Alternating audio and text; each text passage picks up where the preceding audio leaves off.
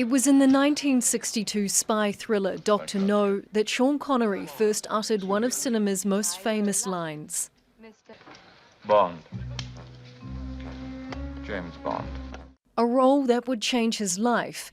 He said bringing to life the story of the British spy 007 was reciprocal.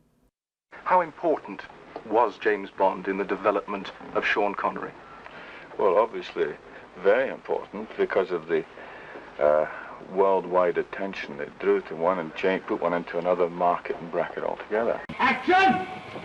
Connery played James Bond in 7 films spanning more than 2 decades. His last was in Never Say Never Again in 1983.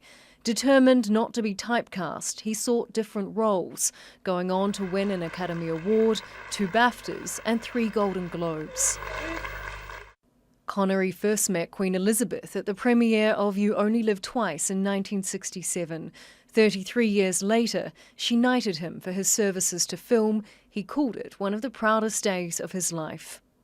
He had a remarkable career. Sean Connery was the nearest, I would say, the Scottish have to a 20th and 21st century national hero. People thought they could relate to him. I mean, he grew up in an Edinburgh tenement. He was in the Navy, he was a model. He came up the hard way and he could play rough, tough roles brilliantly. James Bond, 007.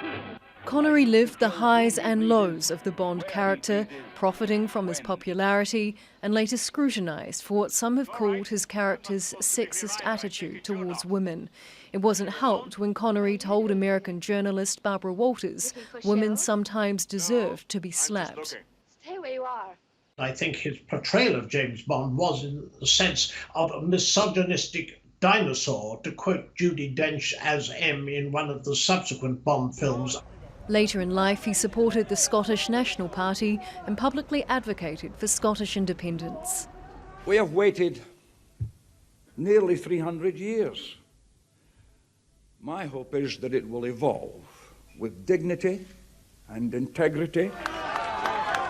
His enduring contribution to Scotland, culture and film transformed him into a national hero.